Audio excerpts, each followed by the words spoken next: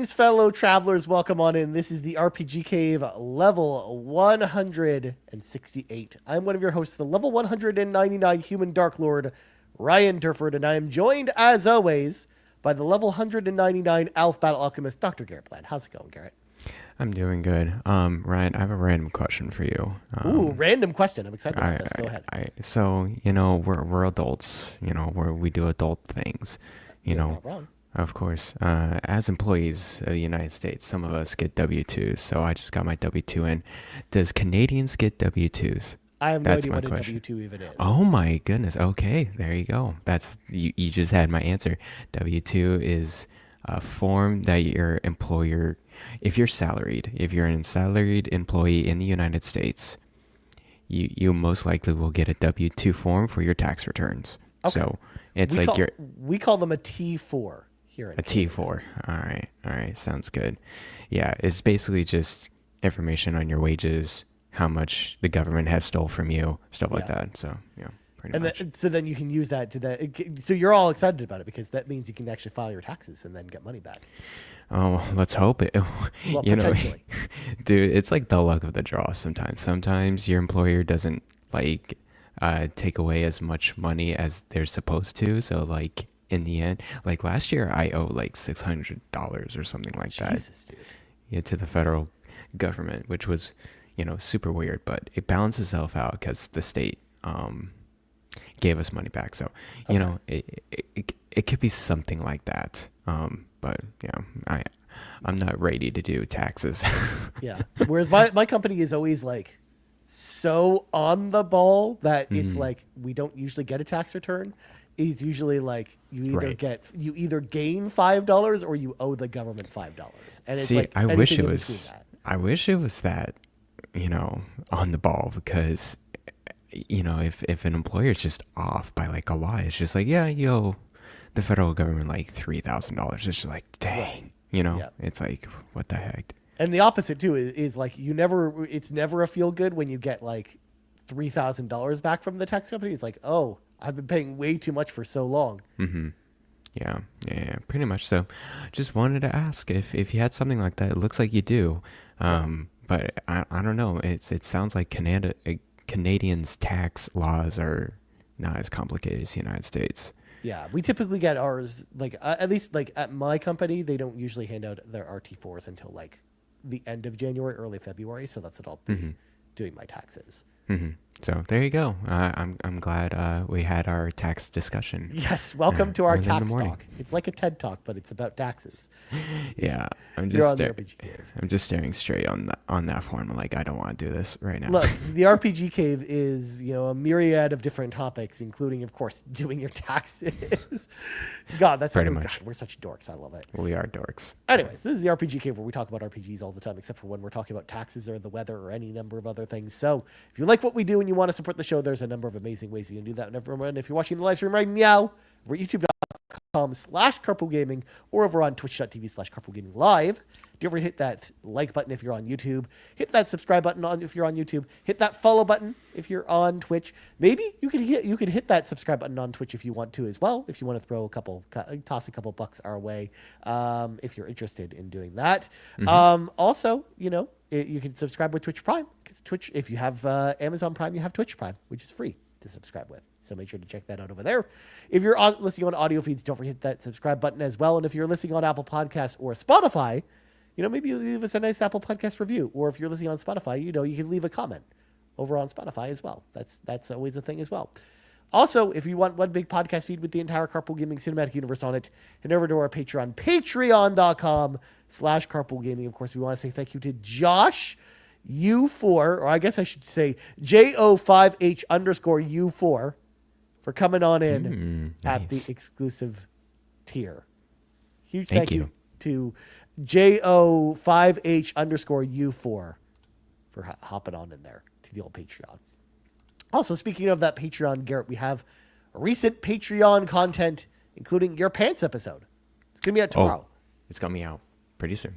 Yes. So make sure to check that out as well. Garret answered all your burning questions. So make sure to go over there and check out that episode because I'm sure it's going to be Really good. And then last but not least, Garrett, can you believe it? The holidays are over, but Xenobabes merch is still available at this time. Oh my goodness. But it won't be available for long. So if you want your Xenobabes merch, make sure to go grab it now before it disappears into the carpool vault forever. Into the Disney vault, you know? Yeah, exactly. Are they kind of conjoining together? There's the carpool gaming vault, then there's the Disney vault, or the other way around? I can't keep track of this stuff anymore. It's like an ether. It's like the upside down. It's kind of like that. Yeah. But anyways, Garrett, it's now time for your 3 things. And I laughed a little bit while saying this because I read the sheet and I'm like, there's 4 things listed here, but it's Garrett's 3 things. Okay, so the 4th thing is a bonus thing. Come on. I know. We got it. Okay. Anyways, thing number 1. I'm on the last boss of Mario and Luigi Superstar Saga. Holy crap. It cranks it up to 1,000,000 difficulty on that last dungeon in Bowser's Castle. So I'll have my thoughts. I think likely next week about it. So stay tuned. I was pretty fortunate. Well, okay, so it ties with my second thing. No time to play games, all right? Big capital letters. I've been going to the office 4 days a week, and it just drains me, you know?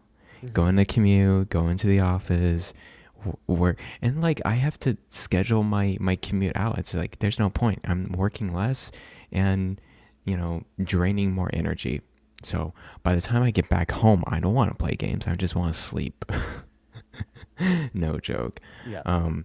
But during my commute, I play Mario and Luigi Superstar Saga. That's why I made a lot of progress. That's why you're so invested in it. I'm so invested in it right now. It's like, okay, I'm in the BART. All right, flip the little 2DS, the one guy that has a 2DS in the train and just go for it. Actually, I did see another person playing their 3DS on the BART.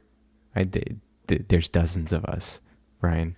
I mean, there really are only dozens of you at this point because I was listening to Sweet Hangs this morning, as I know you were. Mm-hmm. And Donnie and Sean kept bringing up the fact that 3DSs are super expensive now. So, of course, there's only going to be a very few people playing them right now because they're expensive. People can't afford them. Yeah, they're expensive because people like to collect them and just put it on a shelf and let the dust settle on. They like to be hoard them like there's some dragon. No joke. I mean, they're just so small. They look so cool, but like it's like, yeah, I have like 20 of them and just collecting them. I'm just like, dude, we need a 3DS renaissance, you know? We just gotta everyone go play again. Get your Street Pass. Well, actually, Street Pass doesn't work anymore. Never mind. Nintendo doesn't. It doesn't? Does Street Pass work? It should. It's not connected to the internet. Yeah. Like it's not receiving updates, but you should still be able to receive Street Passes from people. Okay. Well, I haven't gotten a Street Pass ever. Jeez, ever? Like in the past, like, I don't know, since I've played on my commute. So like the past few months. Yeah. I'm trying to remember. There was someone who was talking to me about bringing a 3DS to an event a couple months ago, and they mentioned they still got Street Passes. Okay.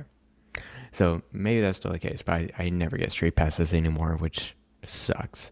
But anyways, no time to play games. But hopefully I'll adjust my sleeping schedule or see if I can go down to 3 days a week. I don't know.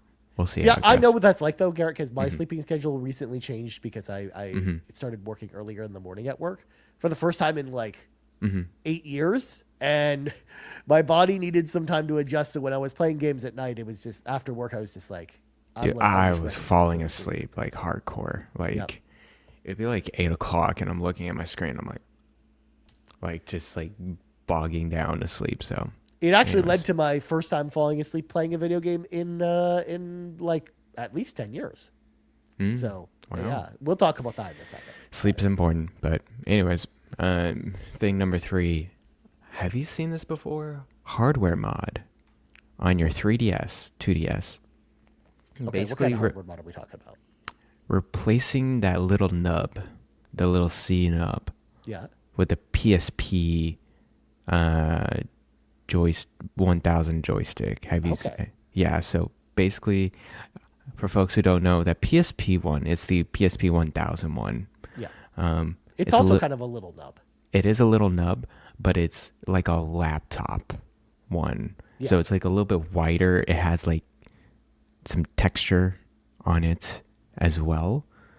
And people say that's a game changer for them with the C-Stick. Now, I'm not playing like a lot of games that require the C-Stick, so I'm not like itching towards it, but there were only a couple too. Like it wasn't a ton of games on 3DS that supported it anyways. It's really like Monster Hunter. That was like the major one. There was also Resident Evil Revelations. Yeah, Resident Evil Revelations. There was Metal Gear Solid. Yep. As well. That was one too. So only a few games that really needed the C-Stick. Xenoblade. Anything that supported the Circle Pad Pro. Also worked with it. Xenoblade Chronicles, my goodness. Do not play that game on 3DS. Yep. But I was intrigued when I was seeing some videos. There's two ways to go about it. You can either like destroy your C-Nub without opening your 3DS by like just cutting the C-Stick off, like literally off out of. Or if you want to like save it for later, you have to take your 3DS apart, which I would be so scared to do. They're like, yeah, you just got to remove this ribbon, this other ribbon. I'm like, knowing me, I'm going to tear something apart. Yeah. That's something that you would leave for like someone who's like familiar with repairing 3DSs. Or just electronics in general. Yeah. Yeah, sounds good. But I'm intrigued. It's only like $6 to like get 6 of these little PSP nubs. Yeah. So it's just, you actually have to do the work of getting it on there. That's the and then you can mess up. That's the other thing too. So I don't want to. I'm thinking about it, but and 3DSs ain't cheap if you do mess it up. They're not cheap anymore, man. Yeah, as Sean and Donnie said, they're like upwards to like $300, and then these special editions, of course, go for more. It's crazy. The hilarious thing is they had the exact same trajectory as Rock Band instruments, Garrett, where like people were giving away 3DSs or Rock Band instruments at like your thrift store or like garage sales and things like that. And now there's demand for both of them, and they're not being made anymore. So the prices skyrocket on both. Yeah. But anyways, so before we get into your final side thing that we'll talk about together, do you want to talk about Final Fantasy X for a second, Garrett? If you want to. Oh my God, Garrett! I decided this week that this was the week where I was going to replay, or at least try to play Final Fantasy X for the again. I haven't played it since the PlayStation 2 when it was a new game. Years ago. I should say I didn't play it when it came out. I played it in 2004. Okay. When I played it for the first time. I got, the first time I played it, I got pretty far into the game, especially looking it up through walkthroughs. I'm like, oh, I'm only like on my original save, I was only 2 areas away from the final boss. Oh, wow. You were pretty far in then. Yeah. And this time around, I got almost as far. I got, about 17 hours into Final Fantasy X. And I gotta say, Garrett, I still don't like that game. I still couldn't get into Final Fantasy X, surprising no one.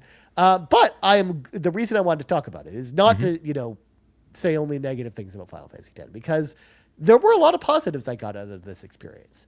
One, I actually appreciate the combat more from Final Fantasy X because it's probably the last turn-based Final Fantasy game that we got that was similar to like the old style of Final Fantasy games. It was kind of like the last game of that era, and it was pretty fun to actually play through the combat system, especially because like they do this interesting in Final Fantasy X where the enemies that you fight are weak against specific members of your party, but you can switch out any of your party members at any time without any consequence. Like you only have 3 people out on the field at a time, but you can instantly press a button and then switch to someone else. Now, does it cost a turn? No. Okay. No consequence. It doesn't even. You could actually switch to multiple party members in a single turn if you don't make an action. Interesting. Like if you accidentally select the wrong person by mistake, you can then switch to someone else. Because for example, like flying enemies are like are weak to Waka's attack, or if you've got like elemental abilities, they have to be killed by Lulu, who's kind of like the black mage, and they've got like this really interesting system set up that way for the combat. So I actually thought the combat was pretty fun and refreshing, but it's just everything else about that game that kind of like turned me off of it, because I just was not. Still was not won over by the characters or the story. The voice acting is very cheesy. The meme-worthy laughing sequence isn't even like my least favorite part of that game, as far as the acting is concerned. It's kind of a hot mess. But I understand now why people like that game, because it is like, it's very cheesy in a way that if you're into like, if you're kind of into like cheesy Japanese anime kind of stories, then I think you might actually like it. It just wasn't for me. Well, what year did it come out again? Like 2002? Yes. Okay. 2000. Oh no, I think it was 2001 actually. Oh, 2001. Jeez, yeah, like man. it was the launch year of the PS1, PS2. I think. PS2. Yeah. Because it wasn't a launch day title, but I think it was a launch window title. Yeah, you're right. 2001. Yeah. So, either way, I'm glad I gave it a second chance, because even though I didn't really enjoy it this time around, it gave me a new appreciation for the game. And I still feel content in thinking that it's a better game than Final Fantasy VIII, and that's all that matters. So it's still a better game than Final Fantasy VIII? Yeah, Is that what I you're still saying? think so. Okay. Yeah, that's how I did it on my tier list, and people were upset about that. But I'm like, I'm even more confident in that opinion now that I've gone back and replayed this. So it sounds like 10 is not a bad game. You just... No, I don't think it's bad, and in fact, I don't even think it's there's anything wrong with it. It's just not for me, and that's okay. Okay. Yeah, it's one of those. Yeah, I think I kind of got that vibe when I was going through the story on my Vita. I was just like, this is fine. I know that this story and these characters appeal to a certain subset of people. I'm just not that certain subset of people. But I will just mention real quick, I am also playing, I decided, okay, well, instead I'm going to play Romancing Saga 2, the remake. Yeah. Dude, that game's awesome. I played like 4 hours last night. I'm like, wow. And I'm hooked. That game is so cool. I hear it's a hidden gem. I hear it's really good. So yeah, I'm glad you're enjoying it. Yeah. Is that one of your games on the wheel, or you just... No, so the wheel games are all done. Wheel games are done. Because I finished the 3 games that I played were Zelda Echoes of Wisdom, Silent Hill 4 The Room, and then Horizon Zero Dawn Remastered. Okay. So those are all done. So playing Final Fantasy X was a game that I chose, Garrett. I chose to give it a second Interesting. chance. Just like I chose to play Romancing Saga 2. Because even though I can't buy games, I can now choose what to play. Yeah. Cool. Although there man. will be other times this year where I will have games picked for me. But we'll get into that later in the year. But okay. Garrett, let's talk about the Switch 2 a little, because I know you wanted to talk about it. So, first of all, I can't believe people are so upset about the trailer. I thought it was fine. I thought it was great. It was playing it safe, sure, but I'm like, I'm okay with that. It told me exactly what they told me in the trailer exactly what I needed to hear. What do people expect? It's a bigger Switch, and it looks fancy. That's it. That's all I needed to know. Yeah, no, I really enjoyed the presentation of the Switch 2. Hey, these are the improvements that we're putting on the product you already love. Yeah.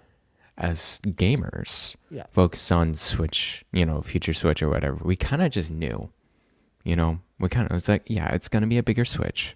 It's going to have a better chip or whatever. We kind of knew that already. So I don't know what people kind of expected out of this. I think people were expecting like maybe more stuff, like wanting to know like what the resolution is going to be, or I see. The DLSS stuff, how all that stuff's going to work. Like I think there are hardware things that we don't know about with the Switch 2 that I think people wanted to know more about. But it's also like not in Nintendo's playbook to show a lot of that stuff. At least from what I remember from even the Switch 1 reveal. Like they wanted you to know, it's portable and here are all the games you can play on it. That's it. Yeah, pretty much. And it was cool to see a sneak peek of the new Mario Kart. Yep. Mario Kart 9, I guess. Or 10. We don't know what it's going to be named, because it depends on whether or not Mario Kart Tour is an official game or not. And of course that's a slam dunk for Switch 2 sales. Like a Switch 2 Mario Kart exclusive game. That's that's the easiest business decision ever from Nintendo.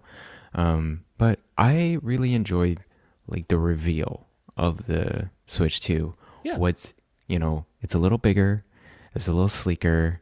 You're able to snap the Joy-Cons with a magnet instead of sliding your Joy-Cons, Yeah. being finicky or whatever. You have a sneak peek of like the mouse kind of functionality with the Joy-Cons. Yeah. You still don't quite know what the capabilities of that, but it looks cool. Yeah. Other than that, it seemed to be fine with me. I think I'm not quite as excited to like even get the console because I think PC handhelds serve that really well. Like alternative right now, similar specs, and just in the PC ecosystem.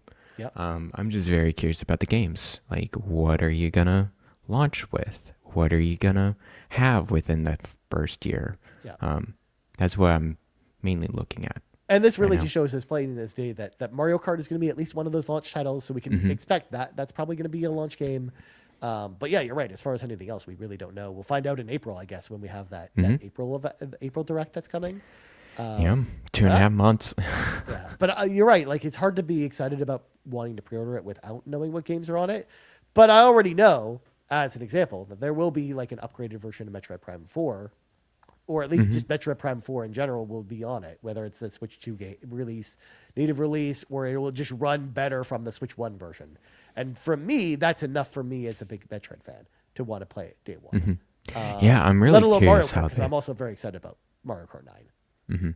I'm really curious how they're gonna work that out. Are they gonna skew it up, or are they just gonna say, "Hey, here's the Switch version, and it'll just be better on your Switch 2"? I think, yeah, that's a tough one because, like, It is really a tough one. I think seeing how they handle Metroid Prime 4 is really going to reveal what Nintendo's strategy is going to be for a lot of the Switch 1 to Switch 2 releases. Because, like, I think they could go either way with it. I hope that there's two different versions. And that takes it like a version that takes advantage of Switch 2, but then it also should release on Switch 1 because it was a game that was promised for Switch 1. So I think it should definitely release on both. But I'm curious to see how that's actually going to work. You're right. Because, like, I wonder if they do the Sony thing where they do like the upgrade path, but knowing Nintendo, they're charging you $80 Canadian for Donkey Kong Country HD, it returns HD. So they're probably going to charge you, $80 for Metroid Prime 4 to buy it again, even though it just came out again earlier this year. Or it's going to be interesting to see how they do that with Breath of the Wild or Tears of the Kingdom. Because remember, we heard that they had that like behind closed door representation of a Breath of the Wild version for Switch 2. So I wonder how they're going to handle that even. Yeah, we'll see how it goes. I'm not too worried about it per se. But I can totally see the two SKUs, or I can totally see an upgrade path of some kind. Yeah, those are kind of the two plans. I think it's going to be a mix. I think it's going to be a mix of I think it's going to be a mix of games that are just going to be inherently better on the Switch 2 without any path or upgrade path. And then they're going to have, I think they're really for their first party games and major AAA titles. Here's an upgrade path for you, like $10, $20, I don't know. Yeah. But that's my thought process. Anyways, I'm done. Also, Switch I'm just going to throw it out there. We have those Switch 2 events that are coming up, and one of them is in Toronto. So I signed up for tickets for that. So I'm hoping I get to go because then I'll be able to talk about playing the Switch 2 a little bit early. So that'd be cool. Look out for that. I guess I don't know how long it's going to take for us to find out. I guess, or if I remember, they told us after the registration process ends at the beginning of February, we should know whether or not we got those. Because I know Matt also signed up as well, so we're trying to get like a bunch of people to go. Cool. And try it out. So, because that was one of my favorite things about Switch 1, Garrett, was like that was the first press event I ever went to, was the Switch 1 reveal really? event where they had the Switch 1 set up at this like conference center here with like the entire launch lineup, including some games that were coming out afterwards, like Sonic Mania. And we got to try all of them, like sit down and play all of them, which was super awesome. Cool. So, yeah. Cool. I'm kind of excited for that event as long as it happens. But anyways, Garrett, it is now time to read from the sacred texts because it's that time of year, Garrett. It's the beginning of 2025. We did our big preview episode last week, which is already out of date, Garrett, because we got the announcement for the Lunar collection. It's coming out in April, which is just funny. Nice. In fact, they announced the release date like before that even hit free feeds. Set on my fantasy critic draft. Let's go. Yeah, it's on my fantasy critic too, man. So nice. We're going to do our annual predictions episode because that's the episode we always have that follows our kind of preview episode, Garrett. So we're going to kind of, do some bold RPG predictions for this year. Now, Garrett, I have prepared last year's predictions for us to go over. Okay, thank you. To set the stage because to see what we actually predicted last year. So I'm going to start with you, Garrett. Okay.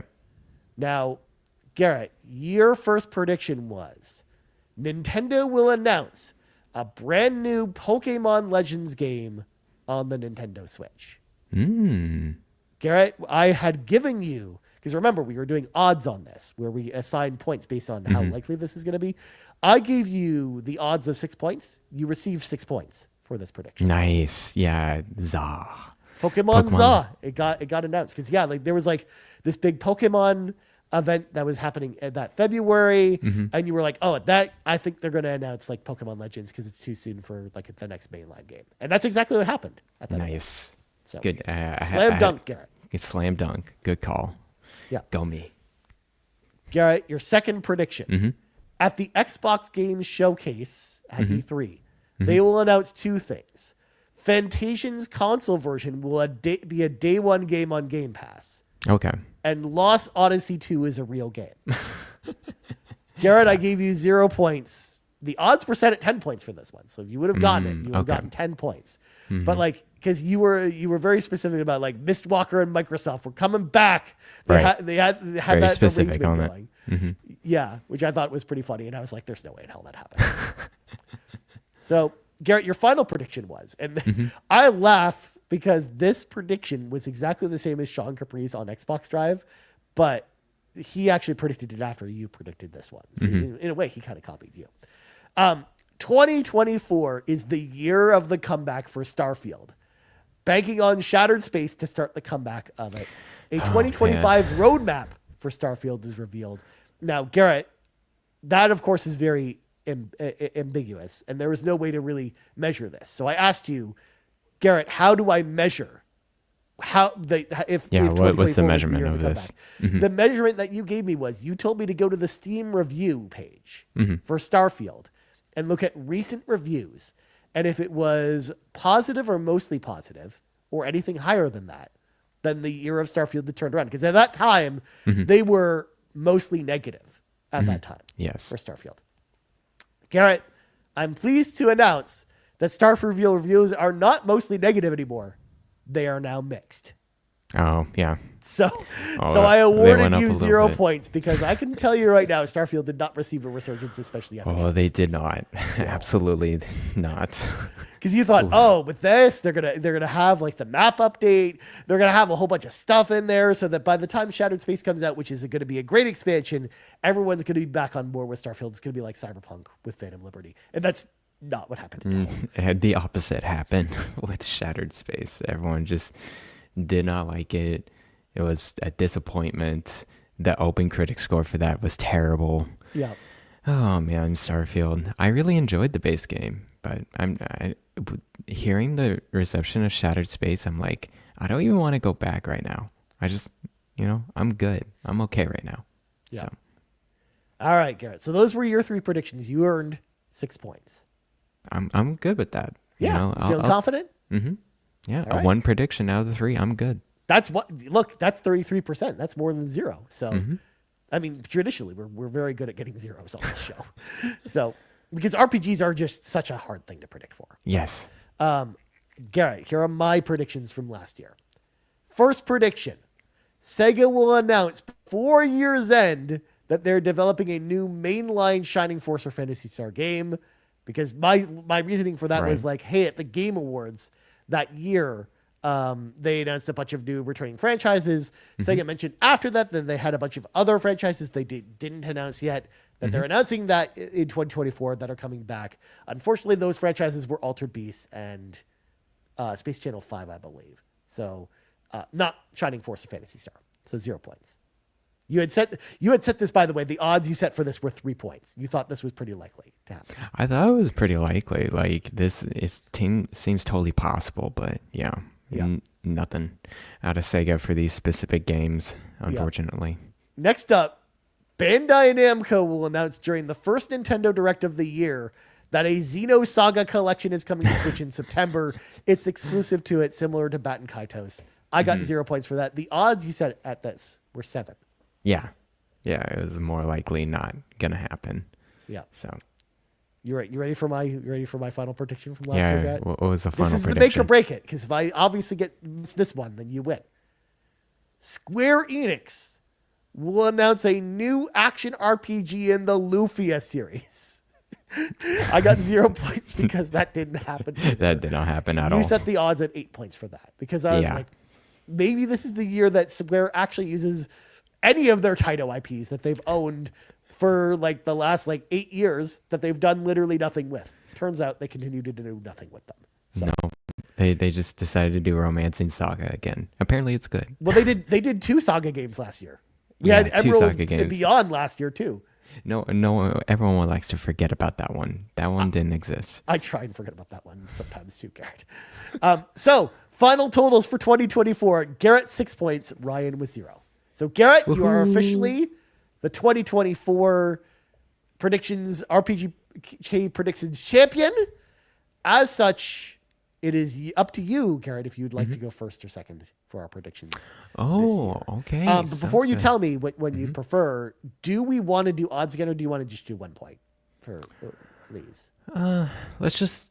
I feel like we can just do 1 or no points. Okay. I feel like we really hit on the dot, or we could be the judge of 0.5 points or something, but it can't be 0.75 or something like that. It has to be 0.5, and then or 1. Increments of 0.5. I got you. Okay. Yeah. I think that's fair. It's much better. I think if we had a better grasp of getting it right, then I would say do odds, but no, it's just very hard. Predicting RPGs in particular is very hard. But Garrett, would you like to go first or second? What do you think then? I'll go first. All right. Garrett, you have the floor. What is your first prediction, my friend? So we have the Nintendo Direct in April. There's going to be a lot of games shown. There sure are. And a lot of future games, not just, coming out of the door this year. It could be in the future. And I can just hear this. Dun, dun, dun, dun, dun, dun, dun, dun, dun. Dragon Quest. Okay. Dragon Quest 12. Oh. Will be revealed like its next major hit back. It'll be a teaser, a little bit more gameplay, maybe. It'll, of course, on the Switch too. It's gonna be looking amazing, and then we're just gonna see 2026 for it. Interesting. And that's it. I think they'll just come back ready to go. Dragon Quest, the next Dragon Quest game, 2026. What do you think, Ryan? I think that's really smart, because we haven't heard about that game in so long, Garrett, because they announced it at the same time as they announced Dragon Quest 3 HD, which also took forever from the time they announced it till we got it kind of re-revealed. So I hope that's true, because I hope that's true, and that would make sense too, because we have Dragon Quest 3 last year. We have Dragon Quest 1 and 2 HD coming this year. We know that for sure. So then, having the Dragon Quest 12 coming out next year, I think is a good trajectory for them. Yeah, and it's been a while since we've heard anything about Dragon Quest 12. I hear there was a lot of kind of like someone left, right? I don't know. There was just some hubbub about like direction of the game. But hopefully they're near close to the end because it's been a while since we've heard about this game. So curious how it goes. Yeah. And Switch 2, I think they Square Enix understands the importance of the Nintendo platform now. Yeah. Than when Dragon Quest 11 originally came out. So I think they're gonna put this at the forefront of their mind. Yeah. Well, yeah, Square Enix is going to have like probably a big presence at that Switch to Direct. Not just with Dragon Quest, but I think the other games, remake will probably be there. Some other stuff. But Dragon Quest 12, I think like that's the perfect time to re-reveal that game is like at that Switch 2 Direct. Yeah. Or even if it's not at that Direct, like I could see them doing it even like at the September Direct or something, like a Direct later this year for Switch 2 stuff for next year. Because you're right. I think there's going to be, and we'll get into this with my first prediction actually. I think there's going to be some like games they announced for Switch 2 this year that are not coming out until at least next year, if not 2 years from now. Yeah. So you think it's going to be like games that are really farther out? And we'll have like the launch window titles that they'll announce for this year. Probably a lot of ports of stuff, but then there will be like at least probably 3 or 4 big announcements of games coming next year, at least. That sounds if not good. more than that. And like I said, it doesn't even all have to be at that first Direct. I think there's going to be a lot of stuff at that second, like that September Direct or whatever Direct they do in the fall. It doesn't have to be September. Yeah, no, that totally makes sense. So, all right. Well, Ryan, what is your first prediction then? Thank you, Garret. Thank you. I appreciate it. In fact, I was very scared when you were reading that prediction. I could have taken this one? Okay. Because this one is also a Switch 2 farther out prediction for next year. Okay. Before year's end, the next mainline Fire Emblem game is announced for Nintendo for Switch 2. Nice. This is not Genealogy of the Holy War because I think that'll probably be like a re-release on Switch 1 this year. But they will announce title and even give us like a first sneak peek at what the next mainline Fire Emblem game is before the year is over and it's coming out next year. Okay, sounds good. So next mainline Fire Emblem game will be revealed this year before year's end. Yeah. And coming out next year. Yeah. Will it be Switch 2? Switch 2 only. It'll be Switch 2 like only. Switch 2 game. All right. Okay, sounds good. That's a good prediction. Yeah, I was thinking of Fire Emblem. I got kind of tired of predicting Fire Emblem since the Genealogy of Holy War hasn't been coming out. So, but that's You'll a good also probably prediction. notice I'm not going to select any like Shining Force or Parasite Eve announcements this year either, Garret, because I'm tired of predicting. You're tired of like always missing the dot on that one. Yeah, but I think back to like the first year of the Switch where they announced Fire Emblem Three Houses. So that made me think like, okay, they'll announce what this next Fire Emblem game is going to be for next year. Because I think the trajectory for this game will be it's out like Q1 of next year. Like, okay, we have it in our hands because they like to usually put like the February or Fire March Emblem games out earlier in the year.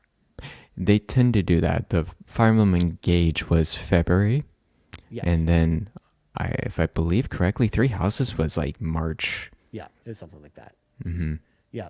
Whereas Genealogy of the Holy War, I think is probably coming out like later this year. This summer. Probably. Yeah, this summer. Yeah.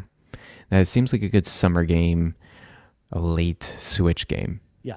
And the main reason why I thought about like the next mainline Fire Emblem game being like a Switch 2 game is it's going to take advantage of the mouse, Garret. It's going to let you control the screen with the mouse, I think. It's going to be like a big part fantastic. Yeah. All right, there you go, Garret. That's my first prediction. What is your second prediction? Second prediction. All right. And this one's a little crazy. I know I'm going to get 0 points for this, but let's just see how it goes. All right. Sometimes we like to go crazy with these. So the developer direct is about to happen. Yep. With the Xbox, what's that fourth mystery game, Ryan? We don't know. We absolutely don't know. There's been a lot of rumors that likely true that this is going to happen but I think it's, I'll predict it, but it's unlikely it's gonna happen. So, Elder Scrolls Oblivion remake by Virtuos. We kind of already know this is happening. All right. But that will get revealed at the developer direct. That will be the fourth game in the developer direct. Now, Garrett, I'm gonna throw this out there. The fact that Jez Corden went out there and mentioned that that he's heard that the mystery game is, and I quote, from a longtime Japanese franchise with decades of history. Darn. Do you still believe that this is the case? Because I think you had a sound argument without that argument there, because we know it's that Oblivion remake is real from the Nvidia leak. It just hasn't been announced yet. But I also know that, and it's about time. Like, I think this is the year we probably get that Oblivion remake.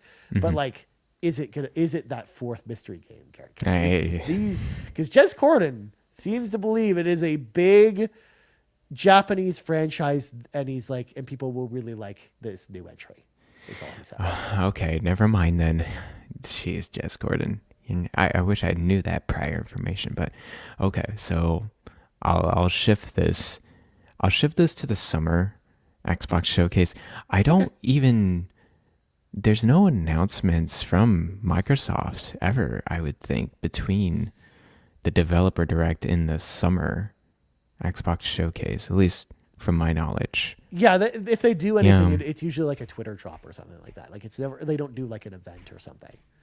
Unless like Bethesda sometimes will do their own events for like specific games. Yeah. And they might do something like that even, because remember, like, they could do something what they did when they announced like Fallout 76, where they have like it has like its own like countdown and then trailer or something like that. So I'm gonna go with summer Xbox showcase. Okay. It's gonna come out. I think if it's gonna be summer, they're not gonna release it in fall. I think it's gonna be pretty quick. Maybe a month out, maybe a couple months out, something like that. I think it's gonna be a quick turnaround if it's gonna be summer Xbox showcase, and I think it's gonna be a la carte. Release later on PS5 and Switch 2 at some point in the future. I think that's what's gonna happen with this Elder Scrolls Oblivion remake. Is early or like day one, PC, Xbox, and then maybe like 3 or 4 months later, here's a PlayStation 5 and Switch version. Yeah. Yeah, because between that and the New Vegas remake or remaster, like, we're waiting for both of those to just appear one day, and I think this is the year where at least one of those is coming out. I think. Yeah.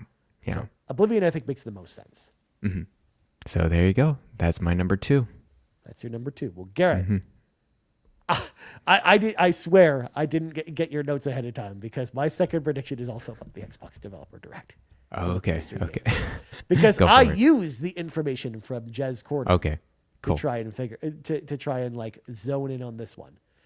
At the Xbox Developer Direct, the mystery game from a Japanese studio that has decades of history and people will like is the next mainline installment in the Tales of series. It's coming out later this year, because Tales of Arise, the last mainline Tales game, got announced at Xbox. And they had like the marketing rights for it and everything. So I anticipate that this game, if Jez is correct, I think that this next game is going to be the next Tales game is going to be the game that's here. It could also be like, because I boiled it down to my head, Garrett, where it's just like, when you think about Japanese franchises that have decades, and to use his words, decades of history, you're looking at a very select few of Japanese franchises. Tales of is one of them, because that's been around since the Super Famicom. You've got Persona, which fits that bill, or even Shin Megami Tensei. Shin Megami Tensei, sure. Especially with Sega's relationship with Xbox and the fact that Metaphor and Persona 3 Reload were announced at Xbox. Like, maybe that's it.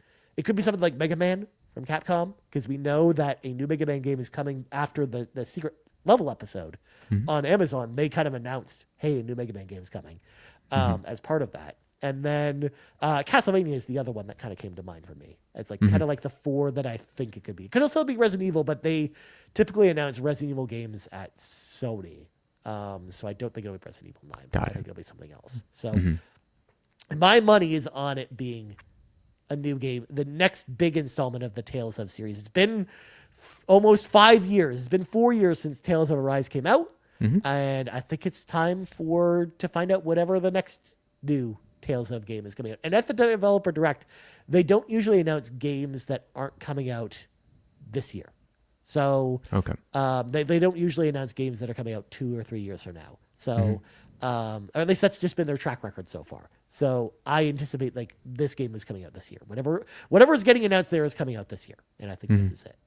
Okay. That's totally believable. A new Tales of franchise. It's time. Arise has been quite a few years now. Yeah. I can't believe it too.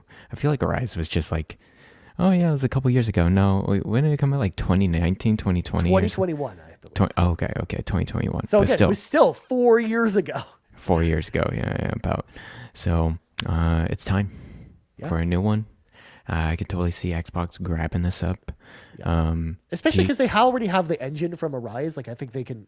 The big reason why it took Arise so long to come out after the last mainline Tales of game was they were developing a brand new engine for these current line of consoles. And I think now that they've got that legwork out of the way with Arise, I think like that's why it's going to lead to a little bit of a faster development with this next entry. Cool. That sounds good. I'm looking forward to it. Hopefully I would be excited to see what that looks like. Me too. And it's definitely going to be marketing rights. Definitely not a day one Game Pass. Oh no, absolutely not. Yeah. Because Tales of Rise wasn't either, but I think it'll be like, eventually, because they just want to get it announced and get like the thought. When you think about that game, you think about Xbox. Like I think they want to have like that built into it, right? Yeah. Okay, sounds good. All right, ready for my prediction number 3? Final prediction time. Final prediction. This one's not like crazy, out of the ball type of prediction, but I think it's would be interesting to see if it happens. We all know, Ryan, Assassin's Creed Shadow has a lot of controversy around it. And it's like, oh, it's getting delayed. Ubisoft is in shambles. The company is not doing well, whatever, I predict Assassin's Creed Shadow will be actually an amazing open world RPG. Okay. It's going to have great critical reception, and I'll put a score on based on. I was going to ask that because, like I said, we since we're assigning points to this game, we need to be able to realistically gauge this. I'm going to say an open critic score of an 89 or higher. Or higher. Okay. Yes, 89 or higher. I think so. We'll see how that goes. I don't think Assassin's Creed really has hit that mark before, so we'll see how this goes. But I think I have a lot of faith this one's going to be pretty good. They've learned a lot on the past two with Valhalla and Odyssey and Origins. Yep. And then this is in Japan. Well, I think the only thing that would really bog it down is either game mechanics themselves or just the reviewer bias. But other than that, I could see the potential of an amazing game there. Yeah. So. When I'm looking on Metacritic, because OpenCritic doesn't have a good way of searching multiple games at once and then having it kind of display in a list, the only game they've had in the entire series that's been over an 89 is Assassin's Creed 2. Yeah. Because that was like a Game of the Year nominee that year. Like people loved Assassin's Creed 2. And the other one that got close, in fact, actually, no, there's multiple because I didn't scroll down far enough. So Assassin's Creed 2 got a 90. Assassin's Creed Brotherhood got Brotherhood's an 89. And then Black Flag got an 88. Okay. So it would be on that top echelon. Yeah. But it would definitely be a return to form because when you look at the rest of the games, like Odyssey got an 84, Origins has an 80, Valhalla has an 82. Like it would definitely be higher than all those games. Yeah. So there you go. That's my prediction. Assassin's Creed Shadows will have it will be a critical darling, and I wouldn't say contender for Game of the Year because RPGs. Well, I guess Baldur's Gate 3, but anyways, it won't be Game of the Year contender, but it'll still be pretty top notch game. So there you go. That's a good one, Garrett. I think like because again, it could really go either way with that one, and I hope that game's good. I hope that game's good too, man. Both for my sake, as an enjoyer of the game, but also for Ubisoft's sake. Yeah, pretty much. Yeah. So cool. That was my final prediction, Ryan. Final prediction of 2025. Get ready, Garrett. This one is something. I'm getting ready. This year is finally the year. A Chrono Trigger port of the Steam version of the game is coming to all consoles this year. Oh, because man. that Chrono Trigger port, Garrett, has been getting updates on PC for years now. It's been sitting there. It's actually pretty playable on Steam now, but they've never ported it to anything else. And it's kind of similar to what they did with the Pixel remasters, the Final Fantasy Pixel remasters. And people have been asking, begging for Square Enix to port Chrono Trigger to something else besides just Steam or mobile phones. And I think this is finally the year where they'll be like, all right, here's a $30 standalone release of just the Steam version of Chrono Trigger on all consoles. Here you go. Okay, then. Sounds good. Yeah. I could see this. I could totally not see it. I'll see not this like happening at all. Yeah, as well. Of course not. Like it's really because we talked about it on the miss. show before. There's like a licensing nightmare that is involved with Chrono Trigger, and that's why they haven't really. They talked about it before. That's why they haven't done like a remake or anything like that of it, because it's just like there's weird licensing based on like the creators and stuff like that. They'd have to pull a bunch of stuff to even re-release it anywhere else at this point. Yeah, and then we have that DS port, which is pretty interesting as well. I hear people like that port a lot too, but it would be nice to have Chrono Trigger on that Switch too. Yep. On consoles with achievements or trophies or whatever. So because like this is the year to do it as well, because like people on Switch 2, if that was like a $30 digital game on Switch 2, people would eat that up. Oh yeah, they wouldn't buy that for sure. I'm curious if they would do this. I'm curious if they would do, if they had the licensing like kind of down. It's like, okay, now we're gonna really push Chrono Trigger. Here's an HD 2D kind of version. Yeah. I don't know what their direction will be with Chrono Trigger. I could see it both ways. Yeah. We'll see how it goes, man. I don't know. I don't know if they'll mention anything about Chrono Trigger this year. No, because they've been radio silent for forever, and I thought maybe like there was some hope for it to get re-released on consoles when that Chrono Cross remake came out a couple years ago. Yeah. Or I shouldn't say remake, but that re-release of Chrono Cross came out. In fact, I always wish that was like a double pack with Chrono Trigger and Chrono Cross. But they didn't do anything like that. They still haven't touched Chrono Trigger at all because like I said, I just feel like they don't want to remake that game because they don't want to go through the logistics of doing that. So then I think this is the only way they'll ever do anything with Chrono Trigger again, is if they do like a re-release almost like this of the original version, like the Steam version of it. Yeah. So, all right. That's good. So good there set you of go. prediction. Those are our predictions for this year. Will any of them come true, Garrett? Future Ryan and future Garrett will know the answer because they'll turn up. They'll look at this time capsule a year from now and see how right or wrong we were. Yeah, pretty much. Ryan, I'm surprised none of us talked about Persona 6. I didn't want to take a chance on it, but if you want to know my gut feeling for Persona 6, Garrett, I actually think it gets announced this year. I think it'll get announced this year, and it's for next year, probably. Yeah, it's for next year. It'll be a global release. Yeah. I was gonna say this Xbox summer showcase, but I already did Elder Scrolls Oblivion, so I'm like, okay, let's mix it up a little bit. Yeah, we'll see how Persona 6 reveals this year. Like I think for sure we find out about that game this year, for sure. And the color's green. I think all but confirmed, right? That the but green? I mean, if you think about it logically, it's like, well, that's like the next logical color for them to do is green. anyways. So, The Xbox green to the Persona green. Can you Yeah. imagine? Oh, It's just dude. that'd be so cool. that would be cool. I can't wait for that game. I can't wait for to see what Persona 6 actually is going to be. Yeah. But I mean, Atlas after last year is like all kind of like tapped out because we got so many Atlas. We got releases so last many year. Atlas It's like- games. Because I was trying to rack my brain of like what does Atlas actually announce this year, and I'm like, they probably don't announce anything except Persona 6, and that's probably it at this point. I mean, for God's sakes, I would love a Catherine too, Garrett, but I don't think that that's ever happened. Yeah, that's not going to happen anytime soon.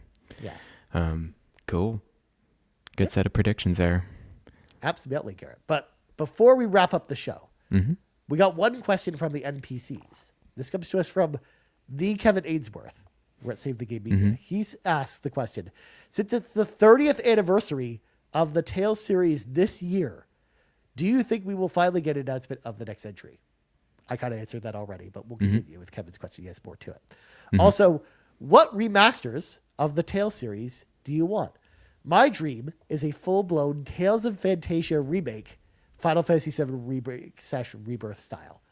Oh, Kevin, I think okay. that would be really awesome for them to go back to the first Tales game, give it like a full remake. I think that would be really cool. Will they do that at Bandai Namco? I don't think they're going to do that. I think they might re-release that game, but I don't think that. I think that they kind of want to put their resources in the basket of what the next entry is, which we kind of talked about already. I think that is getting announced. Is getting at least announced this year, if not coming out this year. Yeah. It seems like with their older Tales games, they seem to be just up-resing it, and then like here it is, it's on current consoles. That type of. We just got that with Grace's F treatment. this week, which I just got in the mail yesterday, Garrett. Apparently, it's really great. I mean, it's one of my favorite Tales games because I played it a couple of years ago for the first time, and I really enjoyed that game because I played it on PlayStation 3. So I'm so excited we have like a remastered version because I know Kevin mentioned in the Discord he's really loving it too. Oh yeah, he's marathoning it. He's just going through it, not sleeping. Yeah, because I guess he got it like a couple days early or something because he's been playing it like all week, I think. But Nice. as far as remasters of Tales games that I want, I would love a double pack of Tales of Xillia 1 and 2 from the PS3. I think that would be pretty cool. But also I kind of want them to go and remaster some of the older Tales games, especially because we just got a full English translation of Tales of Rebirth, which was a game that only came out in Japan on the PlayStation 2. And I would love for that to get like an HD remaster, similar to Grace's F, but with like an official translation. I would love that'd be something cool. like that. The problem, Garrett, with a lot of these Tales games is that in the older kind of mythos of Tales is a lot of them were Japan only. So Yeah. a lot of them would need like new translations, like official translations in order for them to come out here. So, And that takes more work. Yeah. And more, like, you have to translate. Then, I mean, of course, do they update the voice acting in Tales of Grace's F or anything like that? I think they did actually update some of the voice acting because like Okay. I guess some of I can't remember for sure. I'm pretty sure that I remember like Laura Bailey had done one of the voices, but they replaced her with someone else. as an Oh, okay. example. Okay. I see. Yeah. Yeah, I'm curious just like how much resources they want to put in these older remastered games, and at least if they have the game and they're like, okay, we just got to translate it and then voice act it up, it's pretty minimal resources. Well, I'm even sure. then, like some of those older Tales games didn't even have voice acting, so Okay. they really just need the translation at that point. Yeah, yeah. And then of course the porting work, of course. But, Yeah, of course. So yeah, because they could also do like a classic Tales pack, like Tales of Destiny, Right. 1 and 2, or something like that. They could do going back all the way back to the PlayStation 1. They could re-release like Tales of Eternia, which was like the PSP re-release of Tales of Destiny 2. Like they could do a bunch of different things. they have, but there's a lot of Tales games locked on old handhelds, like Tales of Hearts R. Yep. You got Tales of Abyss, right? On 3DS. Which was also a PS2 game. It was a PS2 game. Okay, yeah, okay. So the 3DS was a remake of the PS2 one. Yeah, it was just almost like it wasn't even really like a remake. It was more like a re-release Port. of that game on PS2. Yeah. Okay. Or sorry, on GBA. Because yeah, there's also like because that's a series like I mentioned before that has decades of history. There's like 20 games in the Tales of series. Garrett. There are so many of them. Like they could go any number of ways with it. I think the most likely though, as I kind of alluded to earlier, is like the Tales of Xillia re-release, whether they re-release one or two or both. I think that's like the next logical step after Grace's F. And we know that they're doing a bunch of Tales re-releases as well because they kind of like hinted at that with Tales of Grace's F, where it's like that's like the first in like the remastered project for Tales. So this year's gonna be the year of the Tales. There might be, because they might announce before the end of the year that another Tales re-release is coming out early next year or something like that with a brand new Tales game. Because like Kevin mentioned, it's the 30th anniversary of the series, and I think Bandai Namco kind of wants to go all out with it because it is like, even though it's not a huge series in North America, it's actually a much bigger series in Japan. Okay, cool. Sounds good. Cool. Good for you, Tales fans. I can't wait. I love the Tales games. But anyways, that's going to do it for this week's episode of the RPG Cave. But before we go, of course, we got to say thank you to all of our patrons at patreon.com/GoProGaming. We're starting with our ultimate producers, Jonathan Brown, the man behind the music on the Xbox Drive and the PlayStation Drive. You can find all of his music over his Linktree, linktr.ee/pme.jb. In fact, he has a new album over there, Me, Myself, and I.